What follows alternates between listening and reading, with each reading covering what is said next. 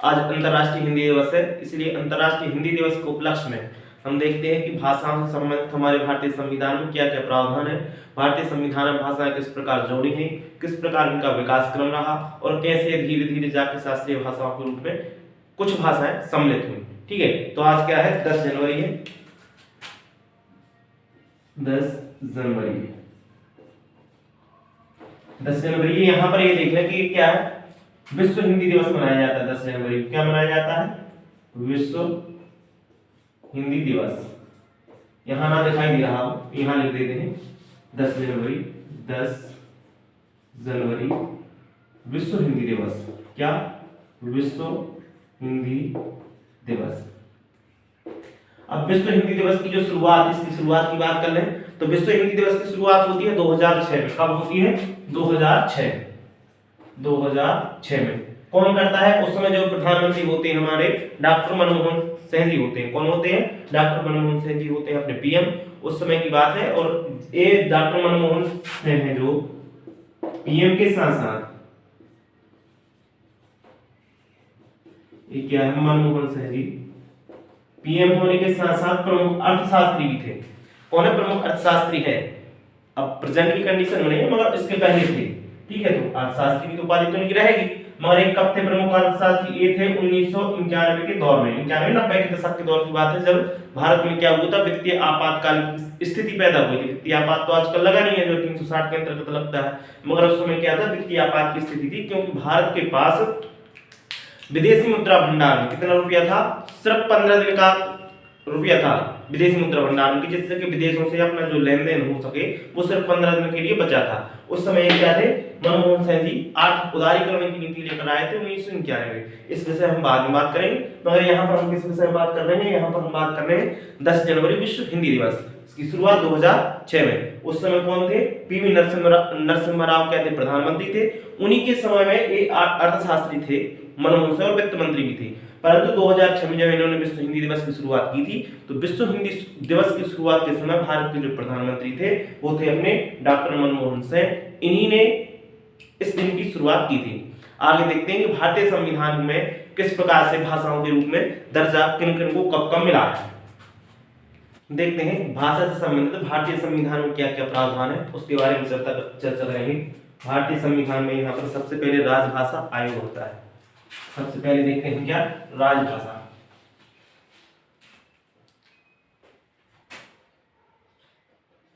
राजभाषा संविधान कौन से भाग 17 में लिख देते हैं, राजभाषा संविधान के भाग 17 में। कहां से कहां तक, अनुच्छेद 343 से अनुच्छेद 351 तक। यहाँ तक क्या, राजभाषा से संबंधित राजभाषा संविधान का भाग 7 है। राजभाषा के नाम से संविधान में अपना राजभाषा की बात करें तो राजभाषा है जो संविधान के भाग 17 में है, जिसमें लिखा गया है जो अपनी भाषा है, भाषा से संबंधित क्या क्या प्रावधान है वो दिए गए हैं। ठीक है, कहां से कहां तक दिए गए, संविधान के भाग 17 में अनुच्छेद 343 से 351 तक। ठीक है, इसके बारे में देखेंगे कि क्या क्या प्रावधान है। जो हमारी हिंदी है वो किस, इसी में यानी हमारी राजभाषा जो हिंदी है, राजभाषा को संघ की भाषा के रूप में दर्जा दिया गया था। वो दिया गया था कौन, पहली बात तो ये देखना कि हिंदी है जो कौन सी लिपि में है, देवनागरी लिपि के अंतर्गत आती है। कौन सी लिपि के अंतर्गत आती है, देवनागरी लिपि। देवनागरी लिपि है जो, देवनागरी लिपि के अंतर्गत कौन सी भाषा आती है, हिंदी। ठीक, इसको क्या बोला गया, संघ की भाषा के रूप में माना गया। क्या माना गया, संघ की भाषा के रूप में। ठीक, संघ की भाषा के रूप में किसको माना गया, हिंदी को माना गया। यहीं पर आगे देखते हैं हम, जो देवनागरी लिपि है, देवनागरी लिपि से लिए जाने वाली भाषा अपनी हिंदी है, जिसे किसके रूप में माना गया, संघ की भाषा के रूप में माना गया है। यहीं पर बात करें तो संविधान जब हमारा प्रारंभ हुआ था, संविधान जब यानी लागू हुआ था वो कब हुआ था, 26 जनवरी 1950 को। जब संविधान लागू हुआ था, संविधान के लागू होने के 15 वर्षों तक संविधान प्रावधान किया गया था कि जो भाषा चली आ रही है अपनी, यानी कि अंग्रेजी चली आ रही थी, क्योंकि 1950 से पहले अंग्रेजी थी, तो 1950 से पहले जो भाषा चली आ रही थी वही 1950 से तक 15 वर्षों तक वही जारी रहेगी। ठीक है, कब से कब तक रहेगी, संविधान के प्रारंभ से संविधान के प्रारंभ से। तो संविधान का जो प्रारंभ अपना हुआ था, यानी कि संविधान लागू हुआ था कब? 26 जनवरी 1950। ये पूर्णतः संविधान की बात कर रहा है, पूर्णतः संविधान लागू हुआ था 26 जनवरी 1950 को।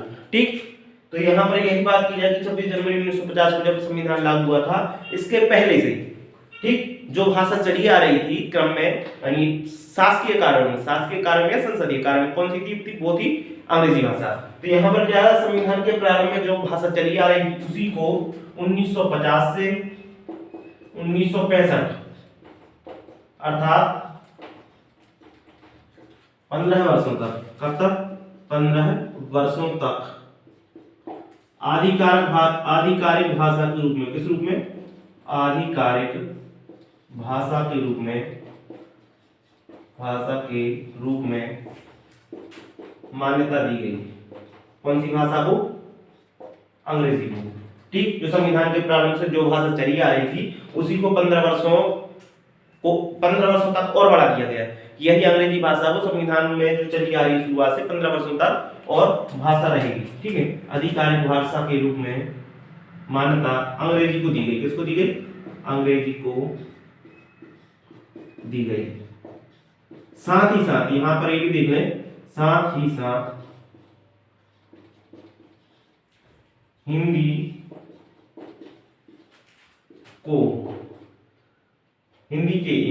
के विकास का भी उपबंध किया गया। हिंदी के विकास का भी क्या किया गया? उपबंध किया गया। ठीक, यहां पर ये देख लें, इतना हुआ। क्या हुआ? संविधान के प्रारंभ में 26 जनवरी 1950 से 1965 तक अर्थात 15 वर्षों में आधिकारिक भाषा के रूप में जो मान्यता दी गई वो कैसे दी गई थी? अंग्रेजी को दी गई, क्योंकि अंग्रेजी पहली चली आ रही थी, प्रभाव में भाषा भी थी, संसदीय कार्य थी। ठीक, तो इसके लिए क्या हिंदी को इसके विकास का उपबंध, यानी हिंदी को इसके विकास का उपबंध किया गया कि हिंदी वहां से क्या करेगी, उससे संसदीय कार्य में धीरे धीरे प्रयोग होगी और वो उसमें क्या हो जाएगी, ये कि चलन में आ जाएगी। इसलिए हिंदी का भी उन्होंने उपबंध कर दिया था उसके विकास का। भाषा के अधिनियम के अंदर क्या हुआ? फिर इसकी बात देखें, सन 1955 में राष्ट्रपति जी ने, उस समय राष्ट्रपति कौन थे? डॉक्टर राजेंद्र प्रसाद थे। सन 1955 में, यहां देख लें, सन 1955 में राष्ट्रपति द्वारा बी.जी. खेर की अध्यक्षता में, बी.जी. खेर की अध्यक्षता में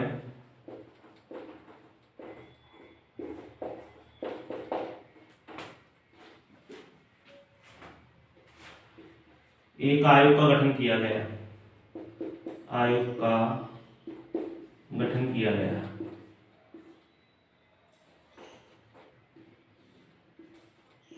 तथा इस आयोग ने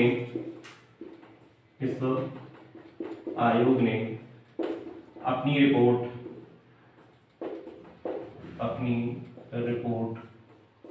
1956 में, कब?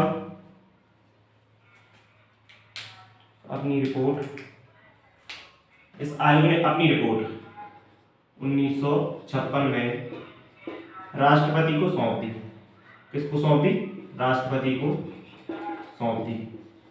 अब यहीं से बात करते हैं, इसी जो रिपोर्ट आई थी बी.जी. खेर की अध्यक्षता में, जो कमेटी के द्वारा रिपोर्ट बनाई गई थी, उस रिपोर्ट को किसने, यानी राष्ट्रपति साहब ने राष्ट्रपति को सौंप दिया। अब राष्ट्रपति यानी बी.जी. खेर ने जो रिपोर्ट सबमिट की थी, उस रिपोर्ट की समीक्षा करने के लिए तत्कालीन 1957 की बात की है, 1957 में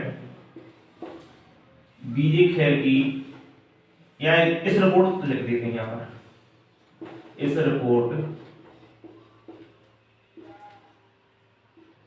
की समीक्षा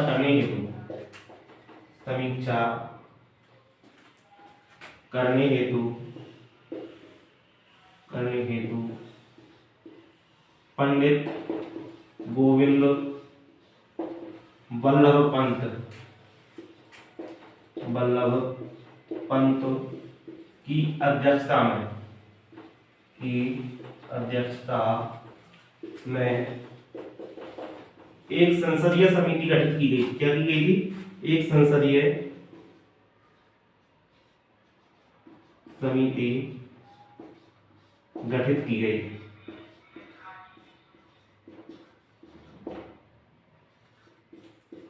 बीजे खेर कमेटी थी, जो बीजे खेर कमेटी की रिपोर्ट की जो समीक्षा की गई वो किसके द्वारा की गई थी? गोविंद वल्लभ पंत के द्वारा सन 1957 में। ठीक, इनकी जो इन्होंने भी समीक्षा की, समीक्षा करके रिपोर्ट प्रस्तुत की। समीक्षा की जो रिपोर्ट प्रस्तुत हो जाने के बाद सन 1963 में क्या होता है?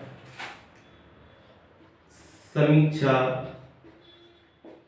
के बाद सन 1963 में इस संसदीय समिति थी, ठीक है, सन 1963 में सरकार द्वारा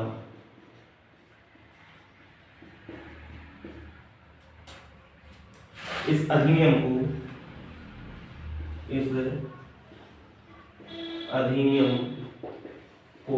ये अधिनियम लिखा, अधिनियम को अधिनियमित कर दिया गया। क्या कर दिया गया? इस अधिनियम को अधिनियमित कर दिया गया। साथ ही ये बोला, साथ ही ये कहा गया कि जो भाषा है अंग्रेजी, वो अंग्रेजी सुचारू रूप से चलेगी 1965 के बाद भी, तथा सरकारी कार्य तथा जो न्यायालयिक कार्य है और संसदीय कार्य है, इन सब में अंग्रेजी भाषा का प्रयोग होगा, जिस प्रकार से चला आ रहा है। क्योंकि उस समय तक हिंदी उतने विकास में नहीं थी, कुछ थी कुछ नहीं थी, क्योंकि पहले से चली आ रही थी अंग्रेजी। तो अंग्रेजी में क्या था, उनको बात करने में या सब कुछ करने में उनको सरलता जा रही थी। ठीक है, यहाँ से ये आगे देखेंगे, इसको रफ कर देते हैं। यहाँ देखते हैं इस रिपोर्ट मतलब जो समीक्षा की गई थी श्री गोविंद वल्लभ पंत के द्वारा, जो कमेटी बनी थी संसदीय कमेटी, उस संसदीय कमेटी ने समीक्षा किसकी की थी? बीजी खेर रिपोर्ट की। तो उस कमेटी की जो संसदीय समीक्षा की गई थी, उस संसदीय समीक्षा के बाद संसद ने क्या किया, निर्णय लिया, उसके बारे में देखते हैं। इस समीक्षा के बाद सन 1963 में, कब? सन 1963 में संसद द्वारा जो राजभाषा अधिनियम था, द्वारा अधिनियम को अधिनियमित कर दिया। संसद को अधिनियमित कर दिया।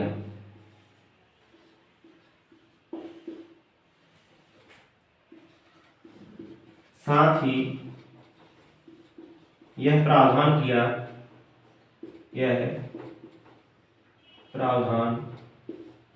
किया कि अंग्रेजी, कौन सी भाषा? अंग्रेजी भाषा 1965 के बाद भी, कब? 1965 के बाद भी सरकारी कार्यों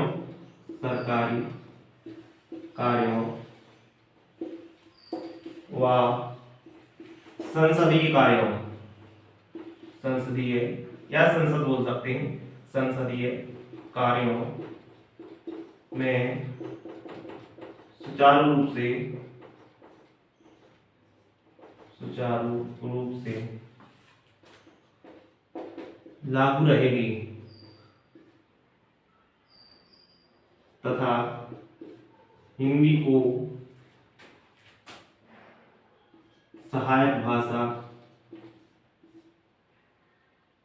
एवं तथा हिंदी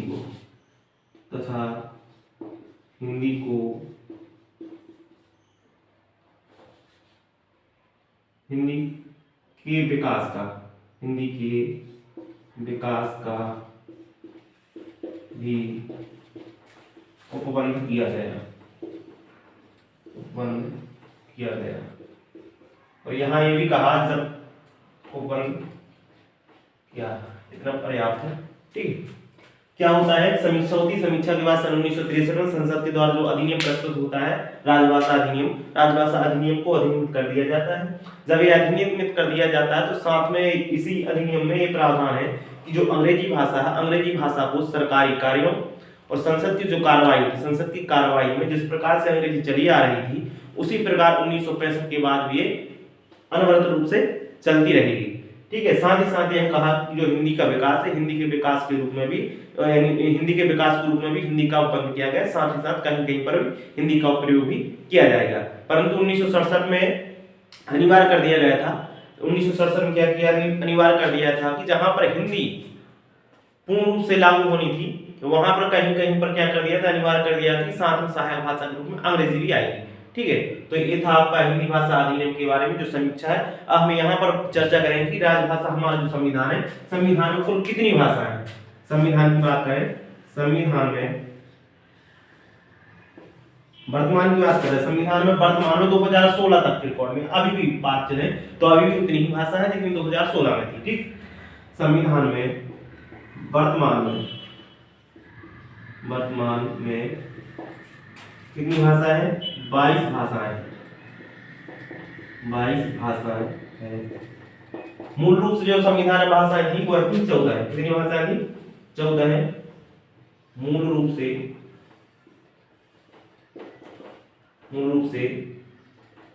संविधान में थी। कितनी भाषाएं थी, 14 है। वो कौन कौन सी है यहां देख लेते हैं। संस्कृत, हम संस्कृत से शुरुआत कर रहे हैं। संस्कृत, गुजराती, तमिल, असमिया, कोंकण, तेलुगु, बांग्ला,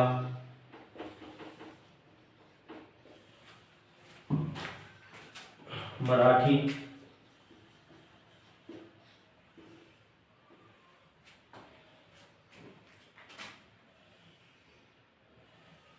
मलयालम,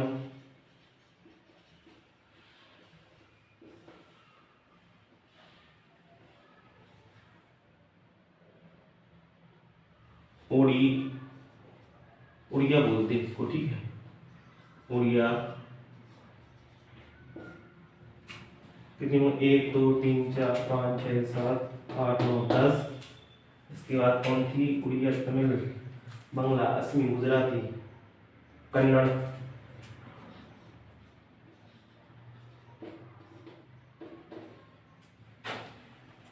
एक भाषा और कौन सी थी, 2 भाषा और है शायद, मराठी, उड़ीसी, पंजाबी, तमिल, उर्दू। पंजाबी, उर्दू। 1 2 3 4 5 6 7 8 9 10 11 12 13। ये कौन सी रह गई, मैंने कश्मीरी, सॉरी कश्मीरी बोल रहे थे, कश्मीरी। ये भारतीय संविधान की जो मूल भाषाएं थी, अपने मूल संविधान की कितनी भाषाएं थी, शुरुआत में 14 भाषाएं थी। कौन कौन सी थी, संस्कृत थी, गुजराती थी, तमिल थी, असमिया थी, कोंकण थी, तेलुगु थी, बांग्ला थी। वहीं पर देख मराठी, मलयालम, उड़िया, कन्नड़, पंजाबी, उर्दू और कश्मीरी, ये भाषा अपने मूल संविधान में थी। अब जो संविधान के अंतर्गत, संविधान संशोधन के अंतर्गत जोड़ी गई है वो आगे देखते हैं। जो 15वीं भाषा के रूप में जोड़ा गया था, किसको जोड़ा गया था, हिंदी को। यहाँ पर देख रहे हैं 21वां संविधान संशोधन, 21वां संविधान संशोधन। इसके अंतर्गत कौन सी भाषा जोड़ी गई थी, ये जोड़ी गई थी। ये हुआ था संविधान संशोधन हुआ था आपका सन 1967 में। कब, सन 1967 में। भाषा कौन सी जोड़ी गई थी, सिंधी भाषा जोड़ी गई थी। कौन सी भाषा, सिंधी। ठीक, अब यहीं पर देख रहे हैं 71वां संविधान संशोधन, 71वां संविधान संशोधन। 71वां जो संविधान संशोधन हुआ था, ये हुआ था आपका 1992 में। इसके अंतर्गत कौन कौन सी जोड़ी गई थी, यहाँ पर जोड़ी गई थी कोंकणी, मणिपुरी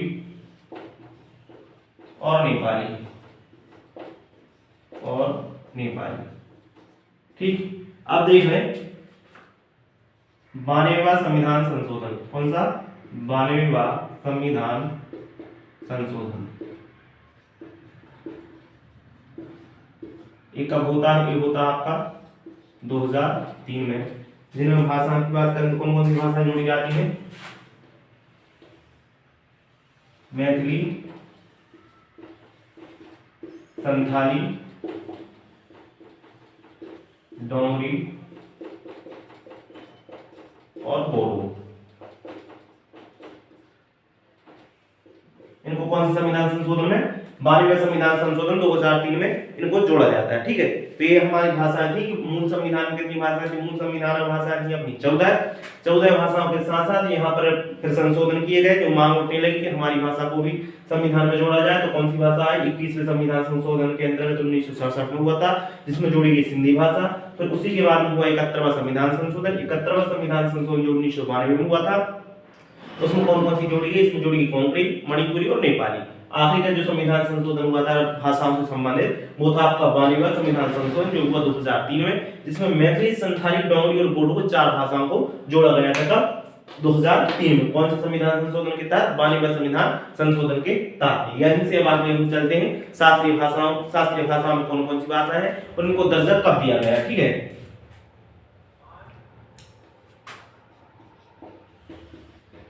शास्त्रीय भाषा। शास्त्रीय भाषाओं को दर्जा देने की जो शुरुआत हुई थी, की शुरुआत ये कौन करता है, किसके द्वारा दर्जा दिया जाता है, संस्कृति मंत्रालय के द्वारा। किसके द्वारा, यहां पर लिख लें, संस्कृति मंत्रालय के द्वारा, संस्कृति मंत्रालय द्वारा। इसके कुछ मापदंड भी है। मापदंड कौन कौन से हैं हम वो देख लेंगे। 1500 से 2000 वर्ष पुरानी होनी चाहिए। इसका इतिहास में, साहित्य में, यानी कि इसका इतिहास है, जो साहित्य, अपने साहित्य में इस भाषा का प्रयोग होना चाहिए, जो वहाँ की मूल धरोहर, वहाँ के व्यक्तिमान है बोलने वाले। ठीक है, तो इन सब बातों को हम इसके मानदंड देखें कि मानदंड क्या क्या है, यानी कि शास्त्रीय भाषा का दर्जा देने के रूप में। तो सबसे पहले हम देखते हैं शुरुआत होती है जो 2004 से होती है। तो सबसे पहली भाषा यहाँ देखें 2004 से 2014 तक, कितनी, 2014 तक कितनी भाषाओं को मान्यता दी गई है, कौन, 6 भाषाएं। कितनी भाषाएं, 6 भाषाओं को, कुल 6 भाषाएं शास्त्रीय भाषाएं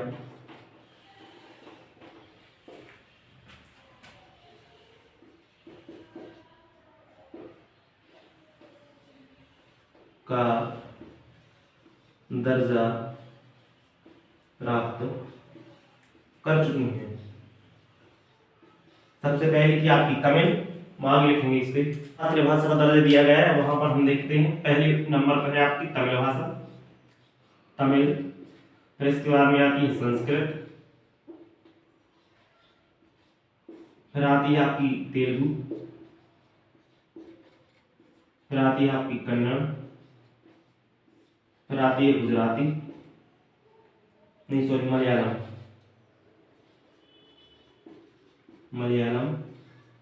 आखिरी में आ जाती है आपकी कौन सी, उड़िया। इस प्रकार ये 6 भाषाएं हो जाती हैं। तो यहाँ पर देख लें, तो शुरुआत होती है 2004 से। तमिल को दिया जाता है 2004 में शास्त्रीय भाषा का दर्जा, संस्कृत में 2005, तेलुगु को 2008 में, कन्नड़ भी 2008 में, मलयालम 2013, साथ ही साथ आपकी उड़िया है, इसको 2014 में शास्त्रीय भाषा का दर्जा दिया जाता है। इस प्रकार कुल शास्त्रीय भाषाओं की बात की जाए तो कुल शास्त्रीय भाषाओं की संख्या कितनी है, 6। कौन कौन सी है, तमिल भाषा को दिया जाता है शास्त्रीय भाषा का दर्जा कब, 2004 में, संस्कृत को दिया जाता है 2005 में, तेलुगु को दिया जाता है, तेलुगु की बात करें तेलुगु 2008 में, कन्नड़ है, कन्नड़ को भी 2008 में, मलयालम 2013, उड़िया की बात करें तो उड़िया को 2014 में क्या है, शास्त्रीय भाषा का दर्जा दिया जाता है।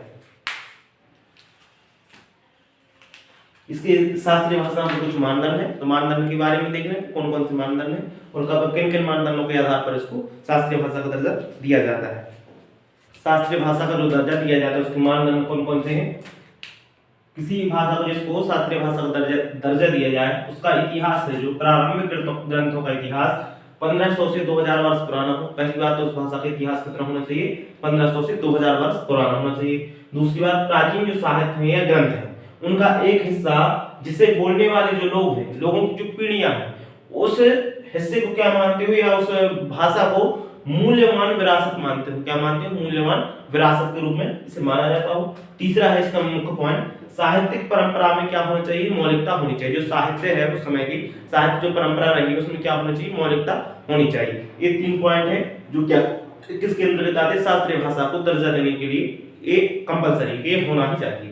ठीक है, अब इस अब इसके बाद हम देखेंगे भारतीय संविधान में कौन कौन से यानी कि अनुच्छेद 343 से 351 तक कौन कौन से प्रावधान है उसके बारे में आगे चर्चा करते हैं। देखेंगे कि राजभाषा में संविधान के अनुच्छेद 343 से 351 तक कौन कौन से प्रावधान किए गए हैं उसके बारे में देखते हैं। राजभाषा से संबंधित संविधान के अनुच्छेद 343 में क्या कहा गया है, जो संघ है, संघ की राजभाषा के बारे में बोला गया। संघ है राज्य, इससे भारत की बात किया तो भारत में यहाँ पर कौन सी राजभाषा है, राजभाषा की बात करें तो हिंदी का दर्जा दिया गया। मान्यता प्राप्त नहीं, वो बात अलग है, मगर सभी जगह बोली कौन सी जाती है, प्रमुख रूप से हिंदी। ठीक है, वहीं पर बात करें संविधान का अनुच्छेद 344। संविधान का अनुच्छेद 344 में राजभाषा पर संसदीय आयोग और जो समितियां जो गठित की जाएंगी उसके विषय में बात कही गई कि कौन सी भाषा का प्रयोग किया जाएगा। राजभाषा पर संसदीय आयोग और समिति कौन से अनुच्छेद में, अनुच्छेद 344 में। ठीक, आगे देखो संविधान के अनुच्छेद 345 में, संविधान के जो अनुच्छेद 345 में राज्य की भाषा के बारे में बात कही गई। राज्य की भाषा या राजभाषा, राजभाषा से संबंधित उस राज्य की कौन सी भाषा हो, जैसे उड़ीसा है, उड़ीसा की उड़िया है। वहीं पर यहाँ पर देख रहे हैं जैसे राजस्थान की राजस्थानी है और मान्यता और दूसरी भाषा वहाँ की हिंदी भी है। जैसे मध्य प्रदेश में पूर्ण रूप से भाषा का ही यूज होता है, वो कौन सी है, क्षेत्रीय स्तर पर अलग अलग है, मगर भाषा की बात की जाए तो यहाँ पर हिंदी आ जाएगी, और राजभाषा की बात की जाए तो यहाँ पर राजभाषा से संबंधित कोई स्टेट की भाषा। ठीक, कौन के अंतर्गत है, संविधान के अनुच्छेद 345 के अंतर्गत। वहीं पर देखें संविधान के अनुच्छेद 346 में, संविधान के अनुच्छेद 346 में कहा गया है कि एक राज्य दूसरे राज्य से जो संवाद करता है वो किस भाषा में हो। ऐसा होना चाहिए कि दोनों राज्य एक दूसरे की भाषा समझ सकें। ऐसा नहीं कि एक मलयालम में बात करता है, दूसरा तेलुगु में बात करता है, तो उनका तो एक दूसरे से समझ में नहीं आएगा। तो इसी प्रकार से उनके लिए संवाद के लिए कोई भाषा निर्धारित होनी चाहिए, वो खुद आपस में कर लेते हैं जो भी उनको उचित लगती है। ठीक है, या एक राज्य या राज्य के बीच में वार्ता, एक राज्य या संघ या केंद्र यानी केंद्र शासित प्रदेश या संघ केंद्र सरकार के बीच में वार्ता होनी चाहिए। ठीक है, तो वो किसके अंतर्गत होती है, संविधान के अनुच्छेद 346 के अंतर्गत। वहीं पर बात करें तो संविधान का अनुच्छेद 347, किसी राज्य की जो जनसंख्या है वो राज्य की जनसंख्या कौन सी भाषा में बात करती है। ठीक, वो वहां पर इस में बोला गया कि संविधान के अनुच्छेद 347 के अंतर्गत ये बात कहेगी कि जनसंख्या से संबंधित जो भाषा बोली जाएगी। इसके बाद और देखने बाद में कौन कौन से अनुच्छेद है, जैसे 348 से सर्वोच्च न्यायालय से संबंधित है। 300 अन्य प्रावधानों की बात करें तो जैसे संविधान का अनुच्छेद 348 है, 348 में क्या, सर्वोच्च न्यायालय तथा उच्च न्यायालय की जो भाषा होगी, अर्थात सर्वोच्च न्यायालय और उच्च न्यायालय जिस भाषा में वो कार्य करेंगे उसके बारे में जो विवरण है वो किसमें है, संविधान के अनुच्छेद 348। आगे देखते हैं संविधान का अनुच्छेद 349, भाषा से संबंधित जो अधिनियम आएंगे उनको अधिनियमित करने की जो प्रक्रिया होगी वो किसमें दी गई है, वो दी गई संविधान के अनुच्छेद 349। वहीं पर देखो संविधान का अनुच्छेद 350, शिकायत निवारण में जो प्रतिनिधित्व, शिकायत का जो निवारण होगा वो जो प्रतिनिधित्व किया जाएगा वो कौन सी भाषा में किया जाएगा, इसके बारे में किसमें कहा गया, संविधान का अनुच्छेद 350। वहीं पर देखना संविधान का अनुच्छेद 350 ए, इसमें क्या है, इसमें है कि जो प्राथमिक स्तर पर जो मातृभाषा है, मातृभाषा में बच्चों को शिक्षा की व्यवस्था की जाए। ठीक है, तो उसके लिए शिक्षण की जो व्यवस्था सुविधा है वो किसके अंतर्गत, संविधान के अनुच्छेद 350 ए के अंतर्गत। संविधान के अनुच्छेद 350 बी में देखें जो भाषाई अल्पसंख्यक है उनकी भाषा की रक्षा के लिए पदाधिकारियों की जो नियुक्ति है उसके बारे में यहाँ पर कहा गया, किसमें, संविधान के अनुच्छेद 350 बी में। 351 देखें तो हिंदी भाषा का जो विकास है, हिंदी भाषा आज उतनी विकसित नहीं है, तो उस भाषा के विकास के लिए जो प्रावधान किए गए वो संविधान के अनुच्छेद 351 में किए गए। हमारा ये सेशन आपको कैसा लगा, इसके विषय में हमें टिप्पणी करके बताएं। ठीक, नीचे कमेंट करें, लाइक करें और शेयर जरूर करें। धन्यवाद।